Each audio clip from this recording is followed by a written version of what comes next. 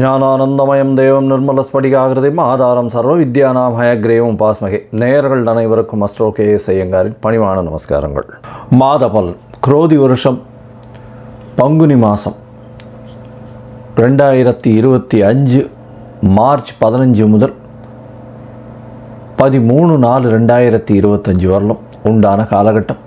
பொதுவாகவே மாத பலன் அப்படின்னு சொல்லும் பொழுது இந்த மாதத்தினுடைய கோள் சாரம் என்ன, இந்த மாதத்தில் வரக்கூடிய விசேஷ நாட்கள் என்ன அப்படின்றதையும், உங்களுக்கு எந்தெந்த நாட்கள் சந்திராஷ்டம நாட்கள் அப்படின்றதை வச்சு இந்த மாதத்தை சொல்லுவோம்.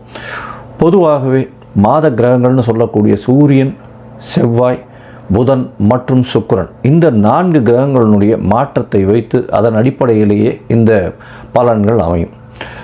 இந்த மாதத்தில் பார்த்தடையானால் கோள்சாரத்தின் பிரகாரம், அதாவது நம்ம சூரியனை தொட்டு வரக்கூடிய மாதத்தை சௌரமான மாதம்னு சொல்லக்கூடியதை நம்ம ஃபாலோ பண்ணுறோம். ஆந்திரா, கர்நாடகா இந்த மாதிரியான ஸ்டேட், அதாவது மாநிலங்கள்லாம் பார்த்திங்கன்னா அவங்க சந்திரமான மாதங்கள் அப்படின்னு சொல்லக்கூடியதை ஃபாலோ பண்ணுறாங்க. சந்திரமான மாதம் அப்படின்னு சொல்லக்கூடியது பௌர்ணமிக்கு அடுத்த நாளோ அமாவாசைக்கு அடுத்த நாளோ வரக்கூடிய பிரதமையை எடுத்து மாதத்தின் முதல் நாளாக கொண்டு செய்யக்கூடியது. நம்ம சூரியன் ஒரு ராசியிலிருந்து அடுத்த ராசிக்கு போகக்கூடிய விஷயத்தை வச்சு தான் நம்ம மாதத்தை சொல்கிறோம், மாதம் பிறக்கிறத சொல்கிறோம். இப்போ பங்குனி மாதம் அப்படின்னு சொல்லும்போது கடைசி மாதம் இந்த குரோதி வருஷத்தில்.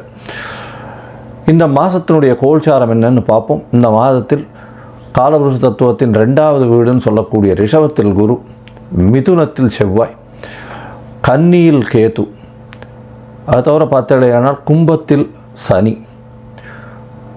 மீனத்தில் ராகு, சுக்கிரன், புதன் மற்றும் சூரியன், 4 கிரகங்கள். இந்த மாதத்தில் வரக்கூடிய மாற்றங்கள் அப்படின்னு பார்க்கும்பொழுது புதன், அதாவது 18ஆம் தேதியே 18/3/2025 அன்றைக்கே வக்கரகதியில் கும்பத்துக்கு வந்துடுறார். இந்த மாதத்தில் செவ்வாய் 7/4/2025, அதாவது பங்குனி மாத கடைசியில் செவ்வாய் மிதுனத்திலிருந்து கடகத்துக்கு போகிறார். ஒரு வாரம் தான் இருக்கும். ஒரு செவ்வாய் போனதுக்கப்புறம் ஒரு வாரத்தில் மாதம் மாறிடுறது. புதன் இந்த மாதத்தினுடைய கடைசி, அதாவது 10/4/2025 அன்றைக்கி அவர் மீனத்துக்கு போயிடுறார். ஸோ இந்த மாதத்தில் மாற்றங்கள் அப்படின்னு சொல்லக்கூடியது அப்படின்னு பார்த்தோம்னா இந்த சில விஷயங்கள் தான். இந்த மாதத்தில் இருக்கக்கூடிய யோகங்கள்னு பார்த்தலையானால் குருவும் சுக்கிரனும் பரிவர்த்தனை பெற்று இருப்பது பெரிய ஏற்றம். அது தவிர புதன் ஆரம்பத்திலையும் சரி கடைசிலையும் சரி நீச்சமாய் போனாலும் நீச்ச பங்கம் அடைகிறது பெரிய விசேஷம். சனியும் ஆட்சி பெற்று இருக்கார் கும்பத்தில். இதனால் இந்த மாதத்தினுடைய பலன்கள் இதனுடைய பொறுத்து வருட கிரகங்களாக இருந்தாலும் மாத கிரகங்களுடைய விசேஷத்தை பொறுத்தே நல்ல ஒரு ஏற்றத்தை கொடுக்கும். சரி, இந்த மாதத்தில் வரக்கூடிய விசேஷ நாள் அப்படின்னு சொல்லக்கூடியது இந்த மாதத்தில் வரக்கூடிய பங்குனி அமாவாசை. பங்குனி அமாவாசைன்னு சொல்கிறது 29/3/2025 அன்றைக்கி சூரியனும் சந்திரனும் ஒரே பாகையில் ஒரே ராசியில் இருக்கும் பொழுது வரக்கூடியது பங்குனி அதாவது அமாவாசைன்னு சொல்கிறோம். 0 டிகிரி சூரியனும் சந்திரனும் இருக்கக்கூடிய காலகட்டம். அதற்கு அடுத்த நாளான பிரதமை தெலுங்கு வருடப்பிறப்பு, அதாவது யுகாதின்னு சொல்லக்கூடியது. தெலுங்கு பேசக்கூடியவர்கள், தெலுங்கு அதாவது ஆந்திரா, கர்நாடகா, தெலுங்கானா இவாள்லாம் இந்த புது வருடம் பிறப்பதாக சொல்லக்கூடியது யுகாதி, அதாவது அமாவாசைக்கு அடுத்த நாளை சொல்லக்கூடியது. தெலுங்கு வருடப்பிறப்பு பெரிய ஏற்றத்தோடு கொண்டாடக்கூடியது. இந்த மாதத்தில் பார்த்தாலேயானால் 7/4/2025, அதாவது 4/4/2025 அந்த அன்னைக்கு சந்தான சப்தமி அப்படின்னு சொல்லக்கூடியது. சந்தான சப்தமி அப்படின்றது பொதுவாகவே வளர்பிறை சப்தமி, 7ஆம் நாளை சப்தமி என்று சொல்கிறோம். வளர்பிறையில் பங்குனி மாதத்தில் வரக்கூடியது சந்தான சப்தமி. இந்த சந்தான சப்தமியில் விரதம் இருந்து இருப்பார்களே ஆனால் குழந்தை பிராப்தி ஏற்படக்கூடிய வாய்ப்பு. அதுவும் வெள்ளிக்கிழமையில் வரக்கூடிய சந்தான சப்தமியை கமல சப்தமின்னு சொல்கிறார். வெள்ளிக்கிழமையில் வரக்கூடிய சந்தான சப்தமிக்கு கமல சப்தமின்னு பேர். அந்த கமல சப்தமிக்கு ஒரே விசேஷம் என்ன அப்படின்னா, சூரியன் 7ஆவது நாளில் சப்தமியும் அதாவது பௌர்ணமி நிலவை நோக்கி செல்லக்கூடிய, அதாவது வளர்பிறையில் இருக்கக்கூடிய உங்களுக்கு சந்திரனும் இருக்கிறதுனால சூரியனை வலது கண் என்றும் சந்திரனை இடது கண் என்றும் சொல்கிறோம். அதனால் கண்ணில் பிரச்சனைகள் இருக்கக்கூடியவா அவர்கள் இந்த சந்தான சப்தமி என்றும் அந்த கமல சப்தமி, அதாவது வெள்ளிக்கிழமையில், இந்த வாட்டி வெள்ளிக்கிழமையில் வருது, அதனால் இந்த கமல சப்தமி அன்னைக்கு 4/4/2025 அன்னைக்கு கடவுளை தியானம் செய்து உபவாசம் இருந்து அந்த சந்தான சப்தமியை கொண்டாடினால் கண்டிப்பாக அவர்களுக்கு கண்ணில் இருக்கக்கூடிய வியாதிகள் பிரச்சனைகள் நிச்சயமாக அகலும். இந்த மாதத்தில் பங்குனி உத்திரம் மிகப்பெரிய விசேஷமான நாள். பங்குனி உத்திரம் அப்படின்னு சொல்லக்கூடியது ஸ்ரீரங்கத்தில் பெரிய விசேஷம், சேர்த்தி சேவையும் ஆகும். இந்த பங்குனி உத்திர நாள் அப்படின்னு சொல்லக்கூடியது 11/4/2025, அதாவது இந்த மாதத்தினுடைய கடைசியில் வருது. இது ஒரு பெரிய விசேஷம், அதாவது பெருமாளும் தாயாரும் சேரக்கூடிய அந்த ஒரு பெரிய விசேஷம் பங்குனி உத்திர நாள். வைணவர்களுக்கு பெரிய ஏற்றம், அதை தவிர சுப்பிரமணிய கடவுளுக்கு பெரிய ஏற்றத்தை சொல்லக்கூடிய நாளாக பங்குனி உத்திரம் சொல்கிறது. அதுவும் திருமணத்திற்கு உகந்த நாளாக சொல்லக்கூடியது பங்குனி உத்திரம். அதற்கு அடுத்த நாளான 12/4/2025 அன்னைக்கு பௌர்ணமி. பௌர்ணமின்றது சூரியனும் சந்திரனும் ஒருவருக்கொருவர் 180 பாகையில் இருக்கக்கூடியது. பௌர்ணமி யோகத்தில் பிறந்தவர்கள் நாடை ஆளுபவர்கள் அப்படின்ற அளவில் பௌர்ணமி யோகம் இருக்கக்கூடியது எப்பொழுதுமே. ஏன்னா சூரியனும் சந்திரனுக்கும் 2 பேருக்குமே ஒளி அதிகமாக இருக்கும். இரவும் பகலும் மொத்தமாகவே ஒளி இருக்கிறதுனால கூர்மையான புத்தி கூர்மை அதிகமாக இருக்கும். எந்த ஒரு விஷயத்திலும் அதாவது வெற்றியை நோக்கி, அவர்களுடைய இலக்கு வெற்றியை நோக்கி இருக்கக்கூடிய காலகட்டமாக இருக்கும். எல்லா விஷயத்திலையும் வெற்றி பெறக்கூடிய வாய்ப்புகள் மிகவும் அதிகம். இந்த பங்குனி உத்திரம் பௌர்ணமி இந்த மாதம் ரொம்பவும் விசேஷமான காலகட்டமாக அமைய போகிறது. சரி, இந்த மாதத்தில் ஒரு ராசிக்கும் மேஷம் முதல் மீனம் வரை எப்படி இருக்குது அப்படின்றத பார்க்கலாம். அதுக்கு முன்னாடி என்னுடைய மொபைல் நம்பர் கீழே ஸ்க்ராலிங்கில் வரும். உங்களுக்கு அஸ்ட்ராலாஜிக்கல் கன்சல்ட் தேவைப்பட்டதே ஆனால் நீங்கள் எனக்கு ஃபோன் பண்ணுங்க. உங்களுடைய date, time, place of birth, உங்களுடைய பெயர், தாய் தந்தையின் பெயர் இது வரலாம் அனுப்புங்க. என்னுடைய கட்டணம் என்னன்னு சொல்கிறேன். என்னுடைய கட்டணத்தை செலுத்திட்டு அதற்கு உண்டான யூடிஆர் நம்பர் ஷேர் பண்ணுங்க. உங்களுக்கு ஜாதகத்தை போட்டு சந்தி இருக்கான்னு பார்த்துட்டு, அதாவது பாத சந்தி, நட்சத்திர பாத சந்தி, லக்ன பாத சந்தி இதெல்லாம் இருக்கான்றதை முதல்ல பார்த்துட்டு உங்களுடைய ஜாதகத்தை போட்டு அதுக்கப்புறம் அப்பாயின்மெண்ட் தரேன். அதுக்கேற்ற மாதிரி நம்ம அப்பாயின்மெண்ட்டில் பேசலாம். ஏன்னா எனக்கு வரக்கூடிய ஜாதகத்தில் பார்த்தாலேனால் 50லேருந்து 70 விழுக்காடு % 50 வயசுக்கு மேலே ஆனவாள்லாம் இந்த பின்ன நட்சத்திரங்களில் இருப்பா, அதாவது உடைந்த நட்சத்திரங்களில் இருப்பா, புனர்பூசம் 3ஆம் பாதத்தில் இருப்பா. அவள் புனர்பூசம் 3ஆம் பாதம் அப்படின்னு சொல்லிட்டு மிதுன ராசியை சொல்லிட்டு இருப்பா, ஆனால் கடகராசியில் இருப்பாள். அதே மாதிரி மிருகசீரிஷம்னுவா, மிருகசீரிஷம் ரிஷபமா மிதுனமா மாறி இருக்கும். இந்த மாதிரி விசாக நட்சத்திரம் துலாமா இல்லை இது விருச்சிகமான்றது மாறி இருக்கும். இந்த மாதிரியான விஷயங்கள்னால அவளுடைய தசாபுக்தி அந்தரம் சூக்ஷ்மம் எல்லாமே மாறக்கூடிய வாய்ப்புகள் உண்டு. அதை தவிர பார்த்தோம்னா லக்ன சந்தியும் வந்துடுத்துறையானால் இந்த ஒரு லக்னத்துக்கும் ஒரு சுபர் பாவர் அசுபர் இதெல்லாம் இருக்கக்கூடிய வாய்ப்பு. அதனால் இவளுக்கு நல்ல நேரம் நடந்துட்டுருக்குன்னு நினச்சிட்டு இருப்பா, ஆனால் எந்த ஒரு விஷயமும் கைகூடி வராது.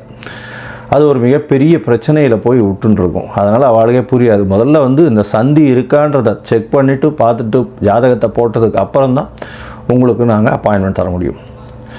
சரி, இப்போது பங்குனி மாதம் குரோதி வருஷம் மேஷம் முதல் மீனம் வரை 15/3/2025 முதல் 13/4/2025 வரை உண்டான காலகட்டத்தில் எப்படி இருக்குன்றதை ஒன்றொன்னா வருஷப்படுத்தி பார்க்கலாம். துலாம், சித்திரை, சுவாதி, விசாகம் இந்த 3 நட்சத்திரம் 9 பாதங்களை கொண்ட ராசி. ராசியின் அதிபதினு சொல்லக்கூடியவர் சுக்கிரன்.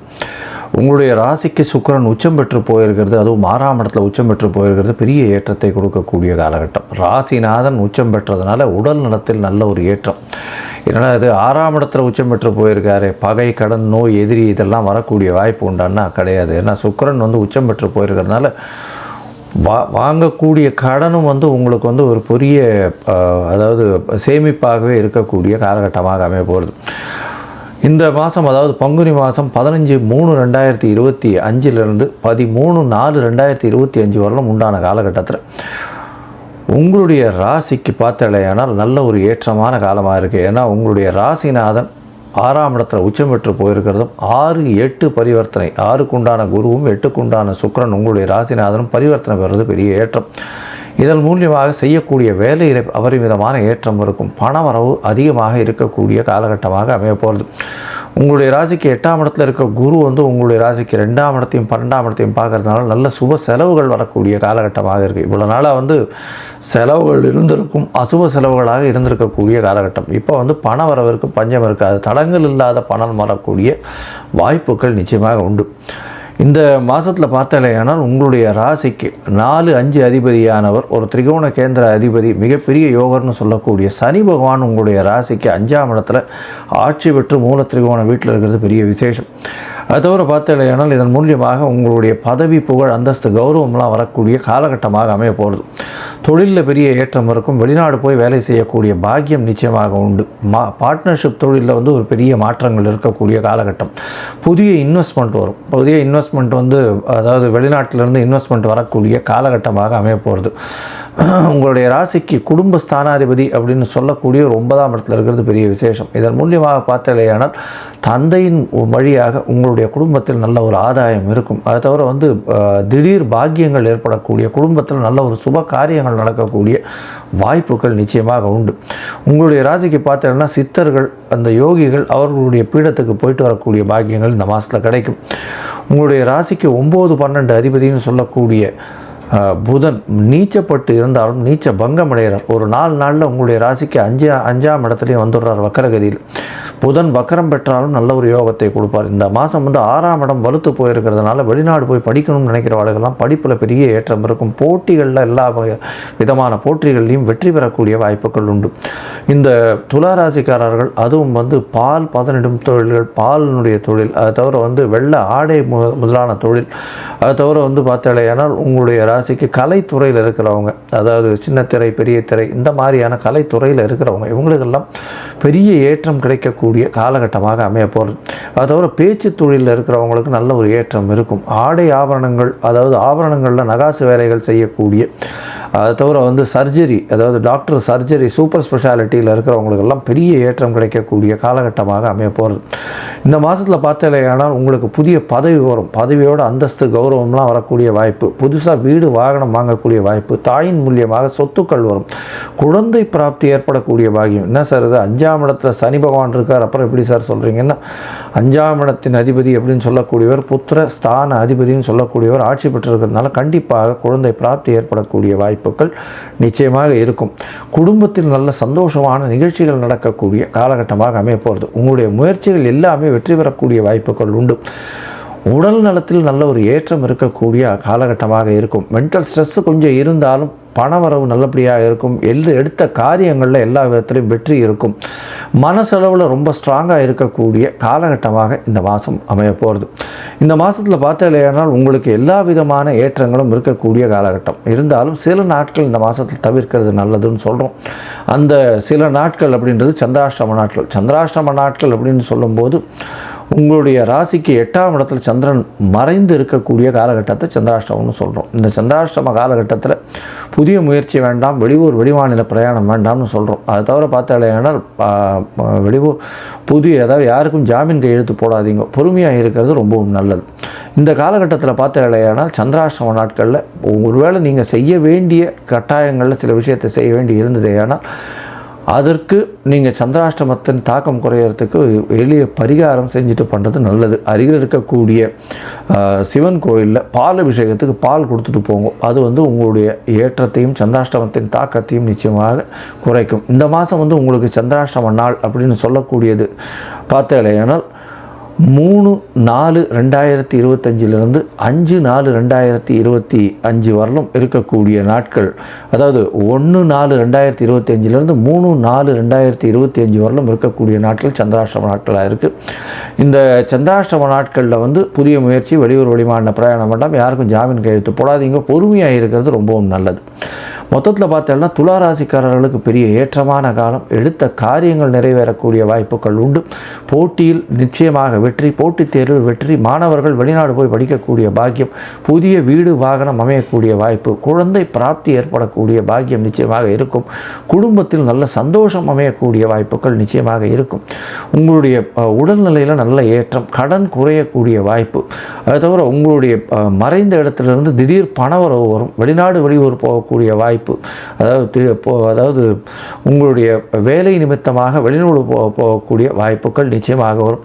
எடுத்த காரியங்கள் எல்லாமே நிறைவேறக்கூடிய காலகட்டமாக இருக்கும். இந்த மாதத்தில் அருகில் இருக்கக்கூடிய ரங்கநாதர் கோவிலுக்கு போயிட்டு வாங்க, நல்ல ஒரு ஏற்றம் கிடைக்கக்கூடிய காலகட்டமாக. தவிர பார்த்தாலேனால் உங்களுடைய ராசிக்கு இந்த நவகிரகத்தில் இருக்கக்கூடிய சுக்கிரனுக்கு நெய் விளக்கு போட்டுன்னு வாங்கும் வெள்ளிக்கிழமை, அதுவும் கல்கண்டு போட்டு, நெய்யில் கல்கண்டை போட்டு விளக்கு ஏற்றுங்க. உங்களுக்கு நல்ல ஒரு ஏற்றமும் மாற்றமும் நிச்சயமாக வரும். அதுவும் பஞ்சு திரியில் போட்டு பண்ணுங்க.